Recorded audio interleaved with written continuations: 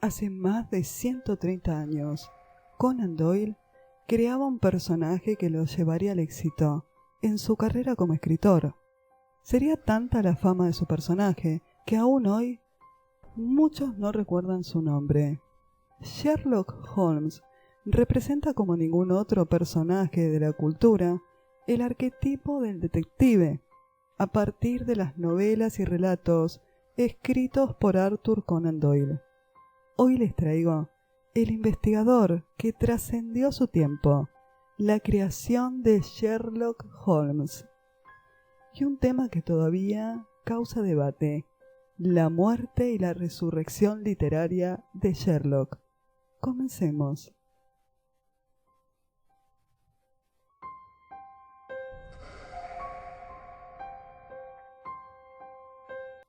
Bienvenidos y bienvenidas, queridas criaturas de la noche. Mi nombre es Lucila Castro Díaz. Soy escritora de novela negra, thriller de terror y misterio. Te cuento que en este canal vas a encontrar literatura, cultura, mitos y leyendas, audiolibros, audiocuentos y audiopoemas. Me puedes encontrar fácilmente en las redes sociales, tanto en Instagram como en Facebook. Y si quieres conocer mi trabajo, en la caja de descripciones siempre te dejo todos los enlaces a mis sitios. Hoy les traigo un tema muy interesante, como lo es Sherlock Holmes y Arthur Conan Doyle, con un invitado muy especial, que a mí me encanta tenerlo en mi canal, y vamos a dar comienzo al video del día de hoy. Cuando todo aquello que es imposible ha sido eliminado, lo que quede, por muy improbable que parezca, es la verdad. Esto le hizo decir el escocés Arthur Conan Doyle a su personaje literario más célebre, el detective Sherlock Holmes, en El signo de los cuatro, en 1890. Aunque el padre del detective inglés creado en el 1887 escribió más de 40 libros, entre ellos viaje, historia, novelas, ciencia ficción, obras de teatro, poemas e incluso una autobiografía, los relatos protagonizados por Sherlock oscurecieron el resto de toda su obra. Cuando pensamos en Sherlock Holmes, se nos viene a la mente una serie de objetos: la pipa, una capa, un violín y una gorra de cazador, así como una forma muy personal de resolver sus casos, el método científico. Como dato curioso, el sombrero y la pipa no fue descrito nunca por su autor en el libro. Fueron añadidos durante la interpretación de la obra de teatro. Otro dato curioso a destacar es que la frase elemental, mi querido Watson, nunca aparece en las novelas de Doyle. Aunque Holmes se refiere a su amigo en muchas ocasiones como mi querido Watson, la frase fue pronunciada en la película de 1939 y quedó para siempre en el imaginario colectivo. Watson representa al hombre común. Muchas veces hace reflexiones sobre los casos que sirven para resaltar diferentes aspectos de la investigación y del misterio. Doyle pone en boca de Watson el razonamiento básico de cualquier mortal. Es también Watson el que sirve como catalizador para el pensamiento de Sherlock, el que inspira y dispara las ideas de este gran detective. Arthur Conan Doyle nos presentó por primera vez a su personaje de ficción en Estudio en Escarlata en 1887, en donde el lector descubrió asombrado que su forma de trabajar era diferente. Holmes era capaz de ver lo que otros no veían. Estudio en Escarlata comienza por contar el encuentro entre Holmes y el médico John Watson, quien será el narrador de sus aventuras, y un personaje tan bien logrado como el mismo detective, al convertirse en un mediador entre el lector y el protagonista. A veces el horror también se asoma en las historias de Arthur Conan Doyle. Aparece desatado en sus cuentos góticos en especial, donde abundan la venganza y los castigos espantosos, como por ejemplo El embudo de agua. Se describe la tortura de una mujer y en la catacumba nueva un arqueólogo es condenado a morir de sed en la oscuridad. Hay algo teatral en los cuentos de Conan Doyle, en los policiales de Sherlock, experto en disfraces, monta escenas para engañar a los culpables. En los cuentos de terror es la venganza lo que dirige el espectáculo. Conan Doyle se aficionó a los misterios como lector en la adolescencia, en especial de las obras de Emile Gaboriau y Edgar Allan Poe. Lo aficionaron los personajes de Lecoq y de Dupin. Lecoq recorre París en busca de justicia y Dupin su lógica deductiva. Como escritor se propuso recrear ese tipo de textos, pero con un detective que fusiona las características de ambos. Tomó por modelo también a su profesor de la universidad, Joseph Bell. Así surgiría Sherlock, que además de la lógica, usa la astucia, el disfraz, el experimento químico, boxea, hace esgrima y le pone el cuerpo al misterio yendo de un lado a otro, pero también sufre, es adicto, celoso y misógino. Históricamente Holmes nació en la época victoriana, un periodo muy interesante desde el punto de vista de la ciencia. Es la del tiempo del esplendor de la frenología, el comienzo del uso del éter como anestésico general en el 1844, el inicio del empleo de las huellas dactilares en la identificación de personas en el 1879, el descubrimiento de los rayos X en el 1895. Todos estos avances no fueron ajenos al escritor. Holmes fue precedido, entre otros, por Dupin, como te contaba, el protagonista de Los crímenes de la calle Morgue en 1841, que es el relato de Edgar Allan Poe que inauguró el género policial, y también por François Vidocq, creador de la primera agencia de detectives, que sus memorias contribuyeron enormemente al éxito en las librerías. Una de las claves del éxito de Sherlock fue que el personaje surgió cuando se iniciaba la investigación científica de los sucesos policiales. Joseph Bell es un modelo más cercano, precursor de la medicina forense. Según cuentan, Bell daba excelentes clases, pero también fue un gran precursor de la medicina forense. Al recibir un paciente, podía darse cuenta de su origen, su ocupación y muchos otros aspectos a través de una simple observación. Esto habría impresionado a Arthur Conan Doyle. Si bien Conan Doyle no le interesaba mucho escribir este tipo de relatos, le proporcionaban un buen ingreso. El público parecía fascinado con el personaje y sus historias. No podemos olvidar también que en el 1892, Juan Bucetich perfeccionó el sistema dactiloscópico. Holmes encarnó ese espíritu de la época, preocupado por desarrollar técnicas de identificación de las personas y de ordenamiento territorial, registros que procuraban detectar los movimientos y la localización de las personas en las grandes ciudades. Cuando Watson lo encuentra, está haciendo un experimento para individualizar los restos de sangre que se encuentran en las escenas de los crímenes, una especie de adelanto de análisis de ADN, podría decirse.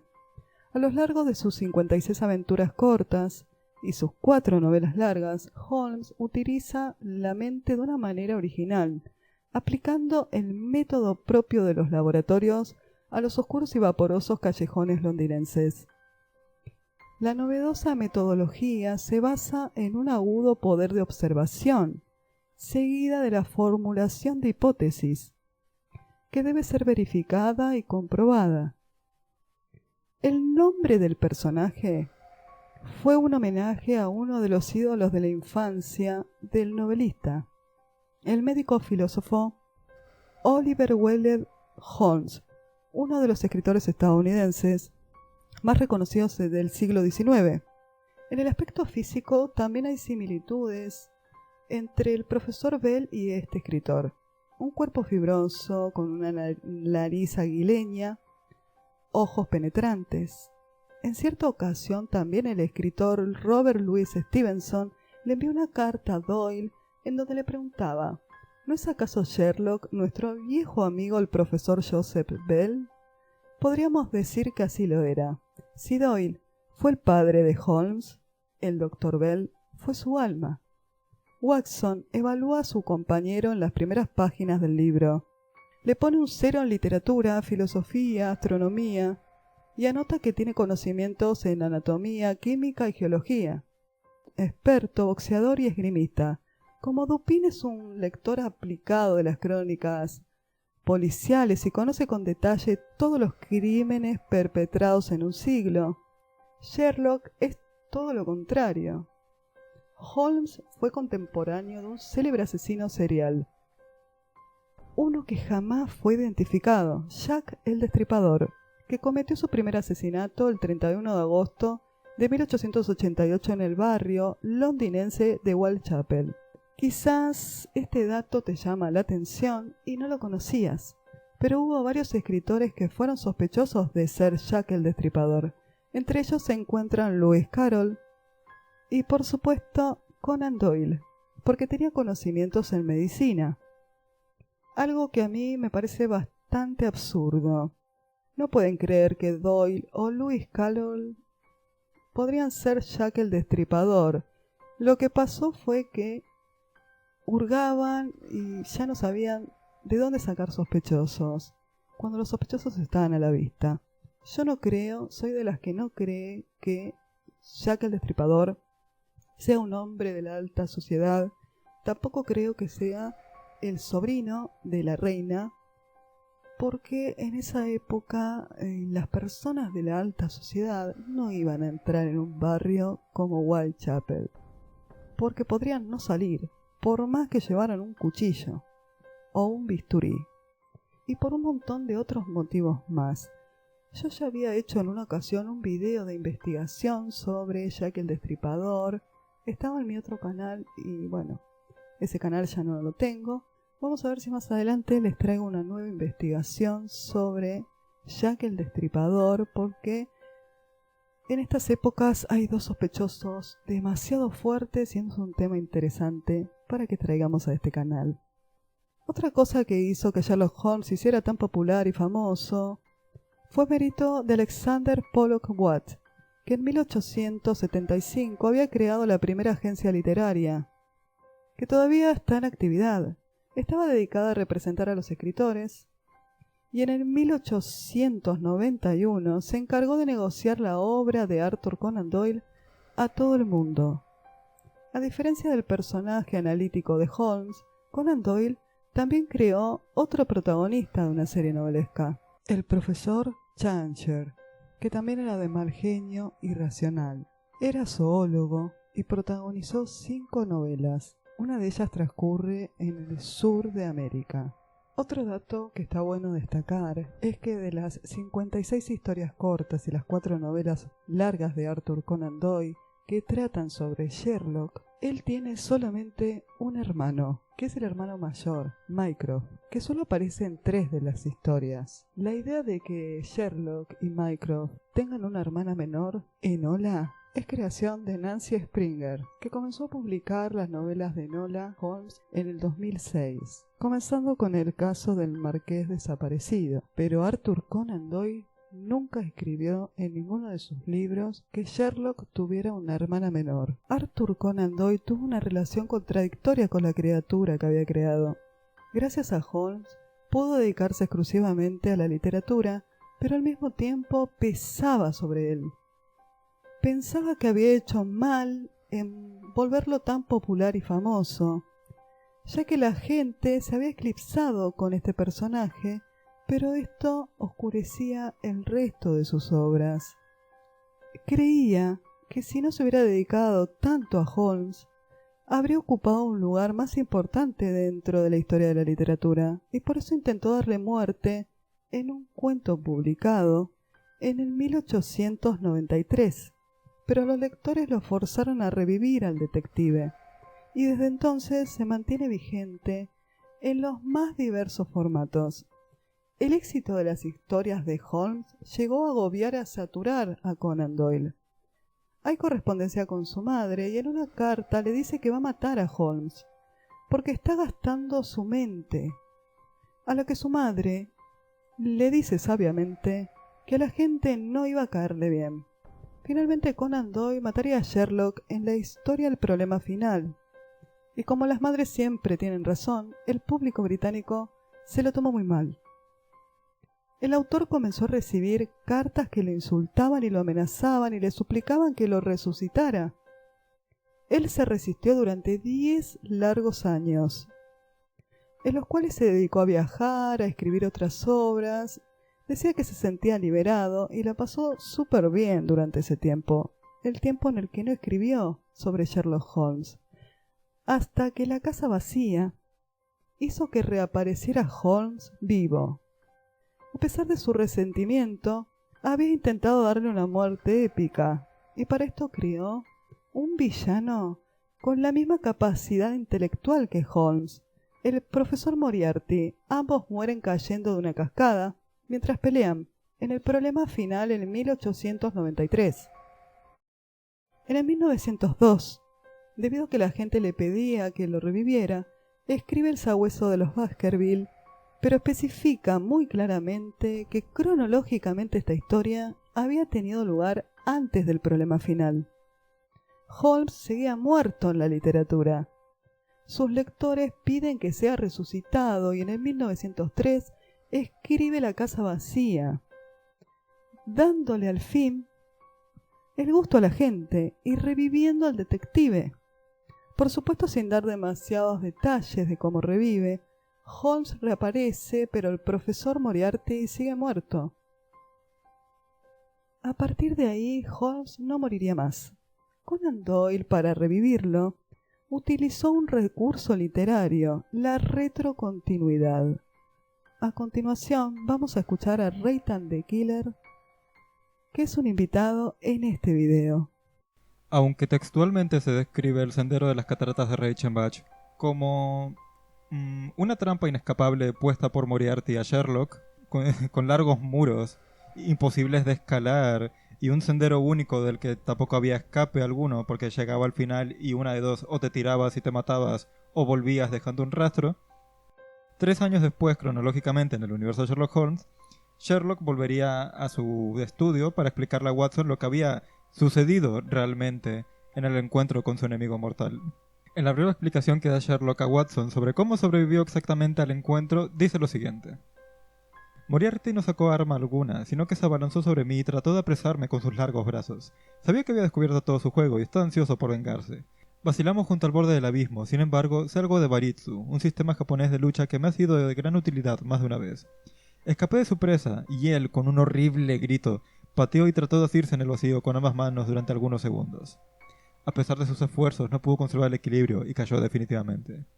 Permanecí un momento examinando la pared de roca que había detrás de mí. En un pintoresco resumen del asunto que leí unos meses más tarde con gran interés, se afirmaba que la pared era completamente escarpada. No es totalmente cierto, ya que había algunas desigualdades de donde podía uno aferrarse. El acantilado era demasiado alto para escalarlo del todo, y era imposible recorrer el camino embarrado sin dejar rastros. Hubiese podido calzarme las botas al revés, como había hecho otras veces, pero 3 clases de pisadas en la misma dirección habrían sugerido inmediatamente una falsa pista. Seguí subiendo hasta que alcancé una cornisa de varios pies de profundidad, cubierta de un suave musgo, donde pude esconderme con toda comodidad. Ahí permanecí tumbado, mientras usted y todos los que lo seguían estuvieron investigando las circunstancias de mi muerte, del modo más simpático e ineficiente. Posteriormente, Sherlock se arrastró como una lagartija y o cucaracha a través de las paredes y escaló y sobrevivió y se fue a Florencia y estuvo desaparecido durante 3 años. Y ese es el resumen de la situación. Uno podría arguir que Sherlock habría dejado huellas en el lugar exacto donde habría empezado a escalar la pared. Habría tenido que hacer presión con los pies para alzarse y empezar a trepar, pero debemos asumir que dichas huellas no existían y saltó directamente desde la pared hacia donde sea que escapó. Es una explicación poco convincente, sobre todo si nos basamos en las huellas, que es una de las metodologías que más usa Sherlock para determinar la identidad de sus criminales, como se vio en Estudio en Escarlata. Pero ¡Esto no sucedió la semana pasada! ¡A todos les ha dado amnesia! ¡Nos han engañado! ¡Esto no es justo! ¡Él nunca salió de ese endiablado auto! Sherlock Holmes nunca salió de ese endiablado risco. Él había caído. Cayó con Moriarty. A ver, cuando obligan a los autores a revivir a los personajes, no me parece nada bien. Si el autor lo había decidido así, por algo era. De todas formas, las historias que siguieron fueron maravillosas también, pero es como que esta resurrección no termina de encajar con lo que son las historias de Sherlock. Fue más o menos lo que a mí me sucedió cuando leí La casa vacía. Quedé como, ¿qué pasó? Pero no vamos a criticar a Conan Doyle ni a Sherlock porque son los dos maravillosos y geniales. A mí me encanta Conan Doyle como escritor, me produce un cariño profundo, por eso puse por ahí una extracción de el video donde está jugando con su perro. Conan Doyle a mí me enternece. Cómo lo engañaron las niñas, en fin. Vamos a ponerlo un ratito más con el perro y seguimos con el video. Sherlock Holmes es brillante, pero a su vez es insufrible. Es antisocial, no tiene empatía y muchas veces incluso no tiene buenos modales. No le interesa la cultura, ni el arte, ni el cine, mucho menos el deporte o la política. Su mundo solamente es resolver casos. Su mundo solo es los casos misteriosos. Holmes es un genio incomprendido y a pesar de su gran mente, está lejos de ser perfecto. Es inestable, padece de adicciones a las drogas, es celoso.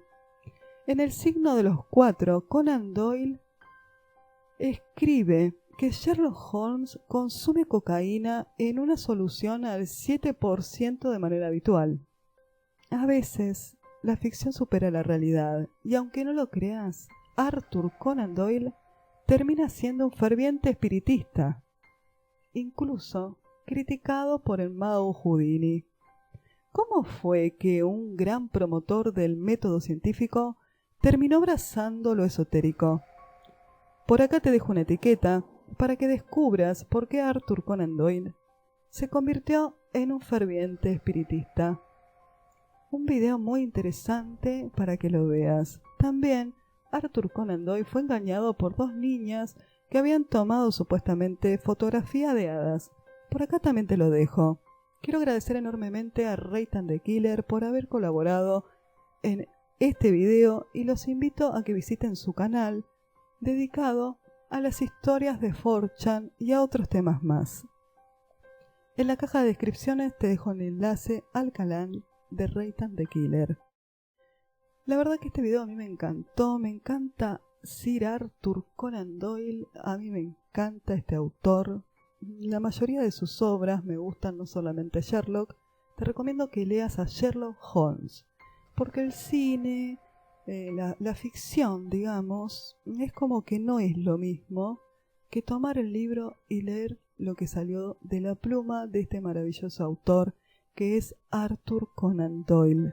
Y como siempre te digo, si te gustó este video, te invito a que te suscribas a mi canal y me dejes un comentario. Con los comentarios me ayudas a crecer para que pueda seguir subiendo contenido. No te olvides de activar la campana de notificaciones para que te avise cada vez que subo un video similar a este. Nos vemos en el próximo video.